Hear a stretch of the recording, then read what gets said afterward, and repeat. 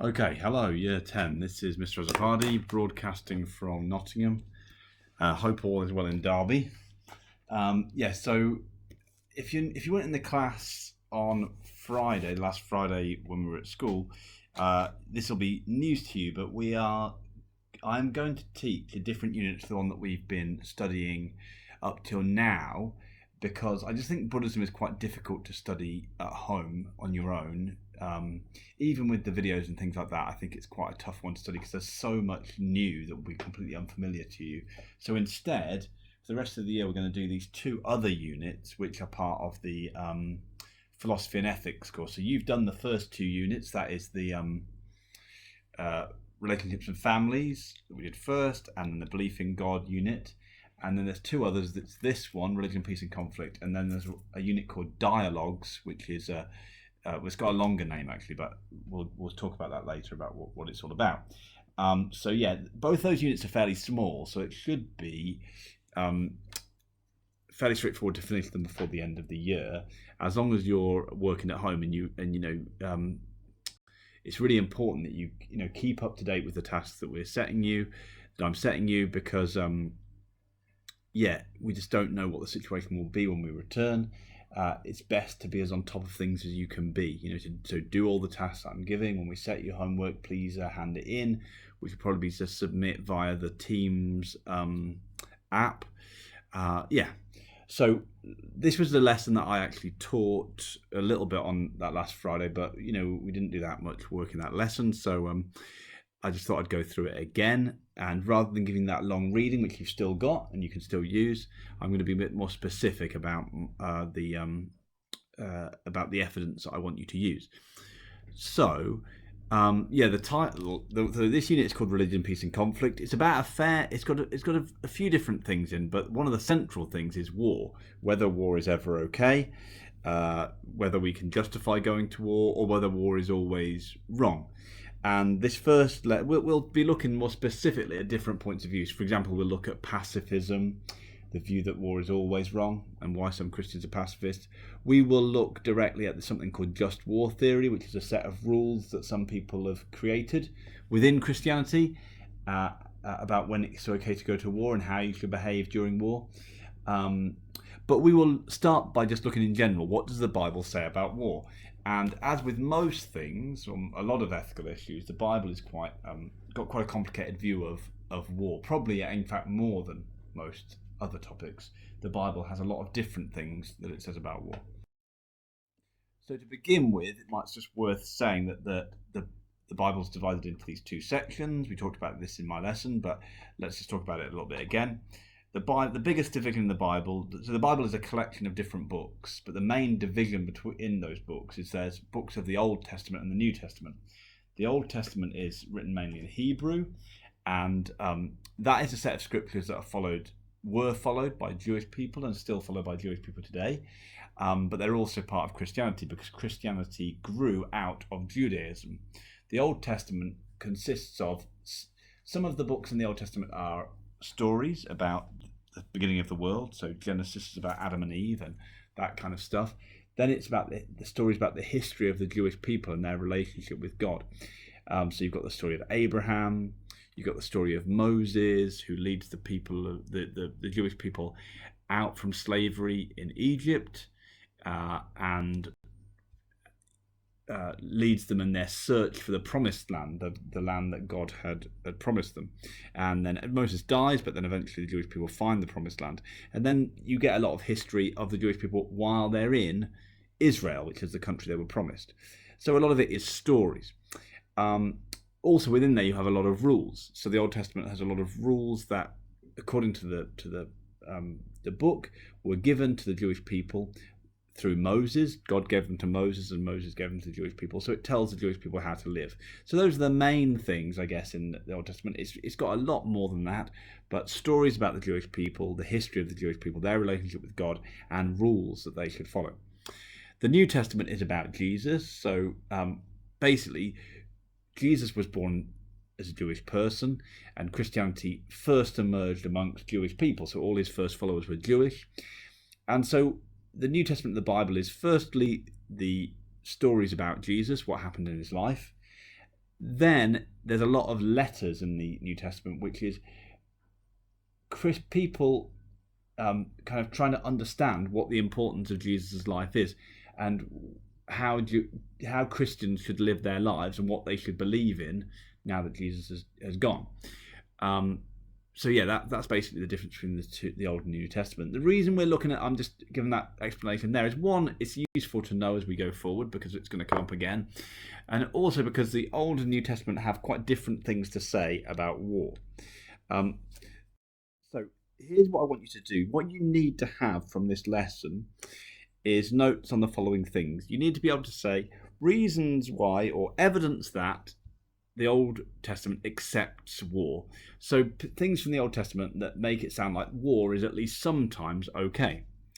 Then you need to have things in the Old Testament that are against war. So you need to have some evidence from the Old Testament that says, well, war is not okay. It's not a good thing. You need to have stuff from the New Testament that's against war. And then you need to have stuff in the New Testament that accepts war. Now you might think, why have I put these in the silliest order? Why have I gone Old Testament accept, Old Testament against, then why haven't I gone New Testament accept and New Testament against? Well, the main reason for that is because there's quite a difference between these things. There is probably more in the Old Testament that accepts war than there's against war, but in the New Testament there's more that's against war, I would say, than accepts war. So I've just put it in that order because I think it makes more sense as I go through the slides to do it like that. So all you need to do is have those 4 headings, and for each one you need at least one piece of evidence to show, one piece of evidence the Old Testament sometimes accepts war, one piece of evidence to show sometimes it's against war, one piece of evidence to show the New Testament's against war, and one piece of evidence to show that, well, the New Testament could be shown as accepting war. What I want you also to do is imagine we're doing a 15-mark question on something like, Christians should be against war, or Christians should accept war, something like that. Think about how each piece of evidence could be criticised. I will talk about that, but I'd like you to make notes on that as well. Okay, let's begin. So we're going to talk about Old Testament. So there is a lot in the Old Testament about war. For example, the rules in the Old Testament seem to accept that war is a good thing, or is something that sometimes will be needed. There are rules about who should go to war and who should not go to war, those kind of things. So it's very much kind of seen as taken as part of life that there will be wars. More specifically, though, is the fact that in the Old Testament, God sometimes commands the Jewish people to go to war. So I guess the main way to look at this is the Jewish people were slaves in Egypt. But according to the story in the Bible, they had been promised a country of their own by God. When they left Egypt, they then wandered in the desert for 40 years looking for this promised land. When they found this promised land, it was not empty. It had other people living in that land. And according to the Bible, God commanded them to attack those people and kind of have a war to force those people out of the land. So God does command wars in the Old Testament. And sometimes it's often quite shocking. He often commands war in quite a bloodthirsty way. So here's a quote from the book of Joshua. Joshua was one of the leaders of the Jewish people. And it said this. This is talking about how he behaved in war. Joshua spared no one. Everyone was put to death. This is what the Lord God of Israel had commanded. So there you give an example of God in the Old Testament commanding someone to go to war, and not just to go to war, but to go to war in quite a ruthless way. Everyone was put to death, so he didn't take any prisoners, just killed all of his enemies. So there's a good example of the Old Testament accepting that war is sometimes a good thing. We'll talk about this more later, but the word that's given among religions for a war that is commanded by God, so God tells people to go to war, is a holy war, and we will look more at the concept of holy war later. Now you might think, well, how can we criticize this bit of evidence? It seems pretty obvious in the Old Testament that God is for war if he's commanding it. Well, there's a couple of ways we could criticize it. From a liberal Christian point of view, they would probably just say, well, they don't accept this part of the Bible as accurate. Their thinking would go something like this. God is supposed to be omnibenevolent, all-loving. This action, where he says put everyone to death, is clearly not all-loving. So they would say this must have been a mistake. In other words, the people of that time might have thought that God was commanding them to go to war, but that can't really have been what God commanded. And so liberal Christians would just say, we almost have to read this as the mistakes that past believers in God have made. It's the lesson, I suppose, for them from this bit of scripture would be, obviously these people got it wrong, and we need to not get it wrong in that way until now. Other Christians, like a more conservative approach, might be to say, well, yes, God did command people to go to war then, but the difference between then, but that doesn't really answer the question. That doesn't really make it that war is always right, does it? Because that's just the wars that God commands. So maybe God has commanded people to go to war in the past. That would prove, I suppose, that if you accepted that, then you'd have to accept that sometimes war is okay. But they might argue that you can't really use this to justify a war today, because God isn't going around commanding people to go to war today. That would be their argument. So there's a couple of ways. I would probably write down, if you're not sure what to write down, the liberal Protestant criticism, just the idea that this cannot really be true. I'm going to mention this one too. You don't have to write down this evidence, but it might be useful. This quote is not specifically about war.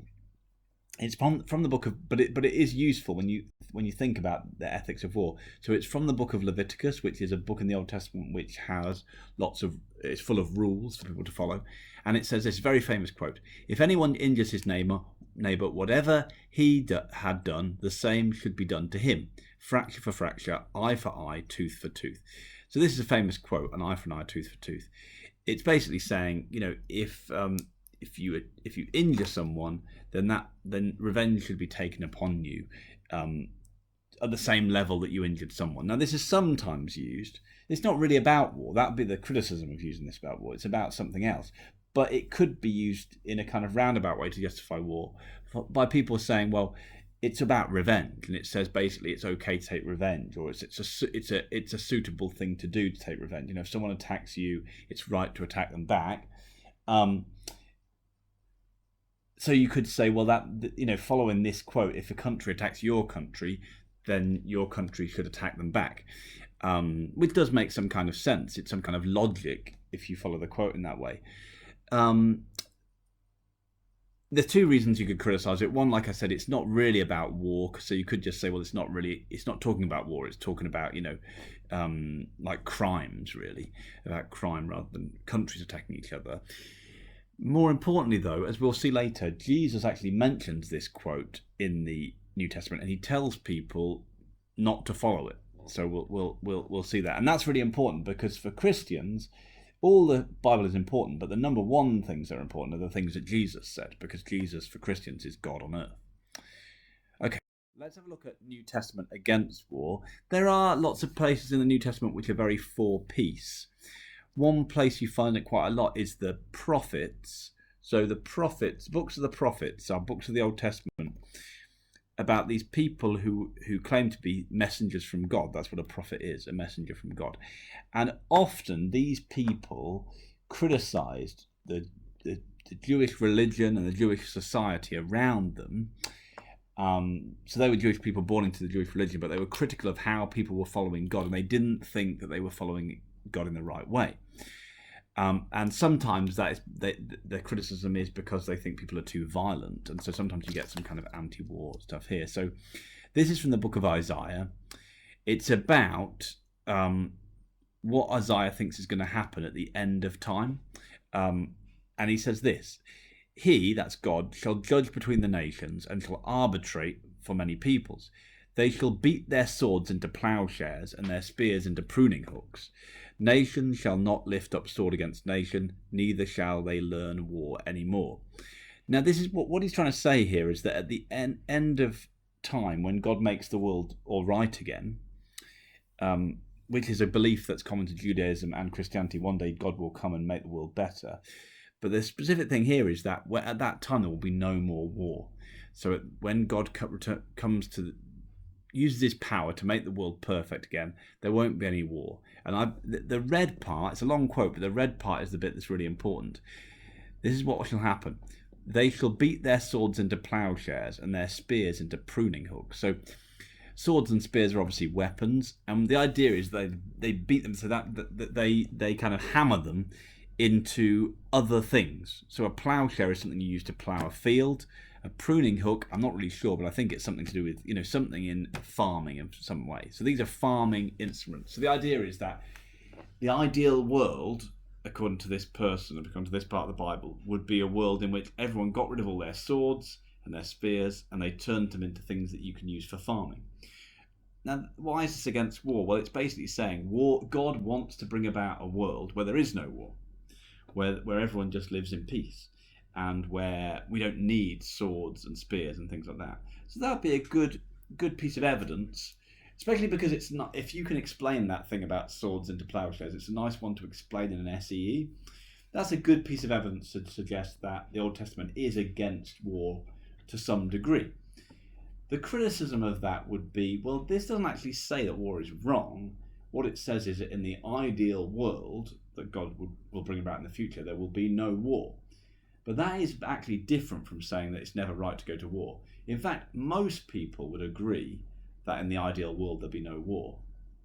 The difference is that some people would say, well, yeah, hopefully, if God comes back and makes a perfect world, yeah, there'll be no war. But right now, when there's bad countries in the world, when there's people who want to causing trouble in the world, when there's conflict, sometimes you need to go to war. It might not be ideal, you might not want to, but sometimes you just have to.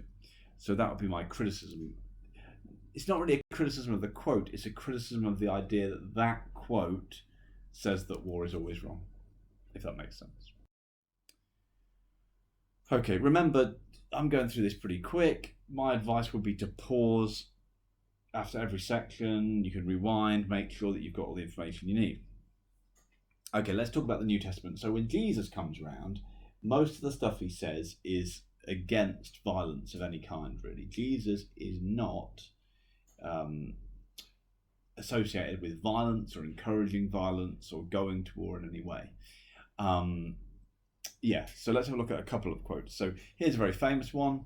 It's from a teaching called the Sermon on the Mount in the Bible, where Jesus goes up to a mountain and he speaks to people from there. And he says, "Blessed are the peacemakers, for they will be called sons of God." Blessed means like blessed by God, or special to God, or God approves of these people.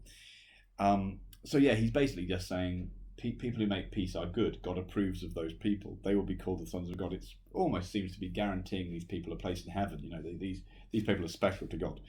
So there's an example of a quote from Jesus which has said that peace is very important. Now, of course, it's easy to criticize, I think, because just because peacemaking is good, that doesn't mean war is always wrong. In fact, sometimes people go to war to make peace. You could say, well, sometimes we can use war to make peace. For example, if you're going to war to stop a country like Hitler's Germany, to stop them from attacking other countries, you could say, well, we are being peacemakers by stopping this evil person. Let's have another quote. So this is the quote that goes back to that eye for an eye, tooth for a tooth. So here Jesus says, "You have heard it was said, eye for an eye, tooth for tooth. But I tell you, do not resist an evil person. If someone strikes you on the right cheek, turn to him the other also." I think this is the most important quote to use. Because, so he's basically saying to the crowd of people, remember, everybody he's talking to when he was alive, Jesus, was Jewish. So they all knew about the Old Testament. It was very famous books for them. These were their religious books. So when he said, "You have heard it said, an eye for an eye, tooth for a tooth," everyone who's teaching will be very familiar with that teaching. They will know that it says an eye for an eye, tooth for a tooth in the Old Testament. And therefore they will think, therefore most people will think that's how you should live, that if someone attacks you, it's your right to take revenge on them. But he basically says, no, that's not how it should be. He says, do not resist an evil person. If someone strikes you on the right cheek, literally someone hits you around the face, turn to him the other also. Let him hit you on the other side of your face. So people often think this is a very strange teaching. Why would Jesus say it's fine if someone hits you, just let them hit you again? Maybe it's worth just unpacking this a bit. I mean, in a way, that what's important about this teaching is, one, Jesus is definitely saying he's against retaliation or revenge. Do not take revenge on people who hit you. But it's still quite interesting because he's also not saying to run away. It's often people say Jesus is the first person to practice like non-violent resistance. That is, he doesn't say run away. He just says stand there and let them hit you again. So there is something at least defiant in what Jesus is saying. He's kind of saying, if someone hits you, don't hit them back, but don't run away and hide from them. Just stand there and let them hit you again. You might think, again, that might strike you as crazy, but when we look at people like Martin Luther King and Gandhi, famous pacifists, who still stood up for their own rights and stood up for the rights of people they wanted to defend without using violence, we'll see that Jesus had a big influence on people there. So back to today's lesson, really. So what's this all about? So this isn't directly about war, but I think it can be used very well to talk about war. If someone strikes from the right cheek, turn to them the other cheek also. So it's that basically what he's saying: if someone attacks you, don't attack back. And so when it comes to war, this can be used to say, well, Jesus basically is saying, if someone attacks your country, don't attack them back. Don't retaliate, don't take revenge. So just seems to say war is wrong. You cannot attack back when you're attacked. How could you criticize that point? Well, again, you could say, well, is Jesus really talking about war here? He doesn't really seem to be. He seems to be talking about just on an individual level. And I think a lot of people could agree that on an individual level, it is better not to fight back. But that doesn't necessarily mean it's the same like when two countries are involved. So if you think about it, if we talk about a situation in school, if someone starts a fight with someone at school, what does the school say? Don't fight back. Tell someone else. Get it sorted out in another way. So taking revenge on an individual level is bad. But on a national level, it might be different. If someone attacks your country, that might risk the loss of thousands of lives. Hundreds of thousands of lives, millions of lives perhaps. So on a national level, the level of war, maybe this teaching doesn't apply. And remember, Jesus never said this was about two countries going to war. Jesus didn't actually say anything about countries going to war. He was talking about a different situation. So yeah, the criticism would be, maybe this is good on an individual level. We shouldn't fight back if someone attacks us. But on a level of nations going to war, maybe we should fight back then, because otherwise lots of innocent people will die. I hope that makes sense. I was rambling there a bit, sorry. Okay, New Testament accepting war. Yeah, there's very, very little in favour of war in the New Testament, but there are things that you could use about the New Testament which might make you think, actually, you don't have to reject war if you're a Christian. And these are the 3 bullet points I've made. They're not quotes, they're just things. So, firstly, Jesus never specifically says all war is wrong. Though there's a lot about not fighting in the New Testament, and there's a lot about being peaceful, not much stuff specifically about war. In fact, nothing about war. Jesus never says war is wrong. Two countries can never go to war. He never says that a country cannot go to war to defend itself, anything like that. He doesn't talk really about war very much. So he appears to be very non-violent in his life, but it could be argued that maybe war, should a nation be non-violent, is a different question. You could easily believe that most people should be non-violent, but you still might believe we need to have an army and defend ourselves if our country's attacked. We just don't know what Jesus thought about that, because he never said anything about it, or at least it wasn't written down.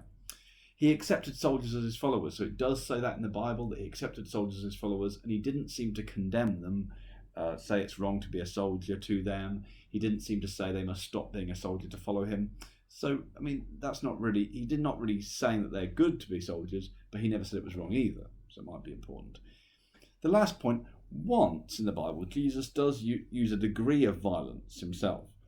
So there's this story, a very famous story, where he goes to the temple, which at that time was the holiest building for Jewish people.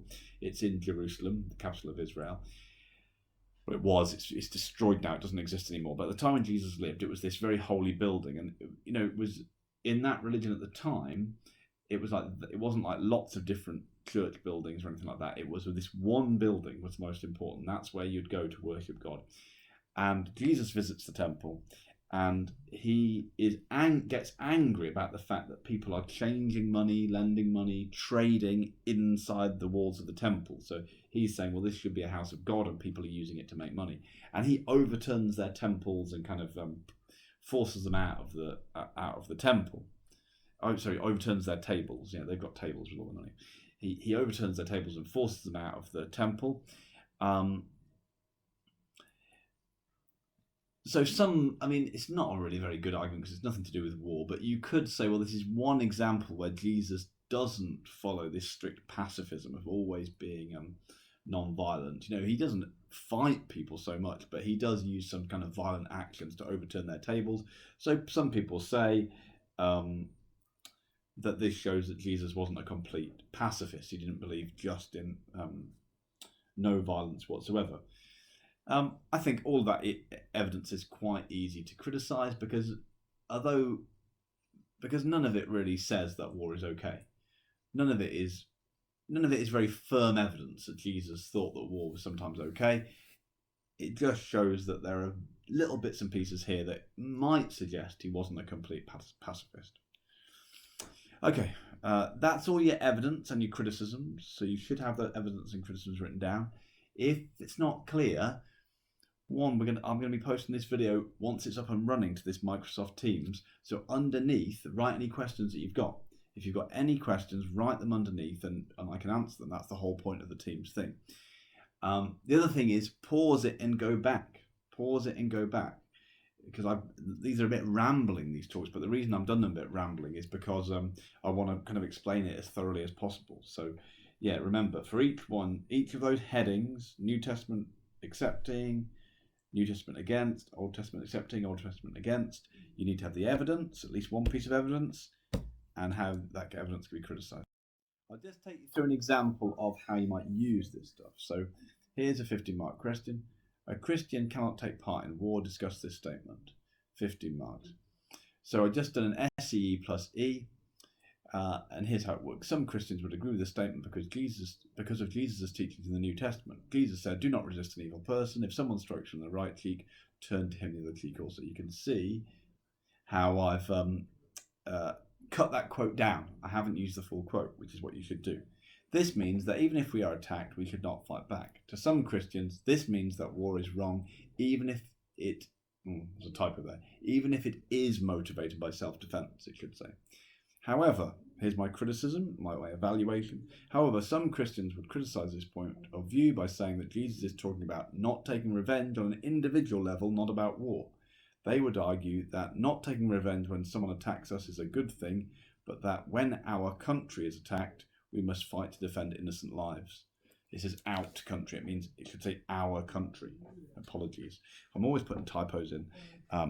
But if you listen to the video rather than just pausing it, then you get what it means. So that's how it should work. You see, I've got the statement, the evidence. I've explained the evidence. Notice that I've really clearly linked it back to war because the quote doesn't mention war. So I've got to link it back to war. That's why I've got that line. To some Christians, this means war is wrong, even if it is motivated by self-defense. And then I've got the criticism afterwards. If you want to, it would be good to try another piece of evidence and see if you can write another SEE plus E for that question. If you want to send me that, I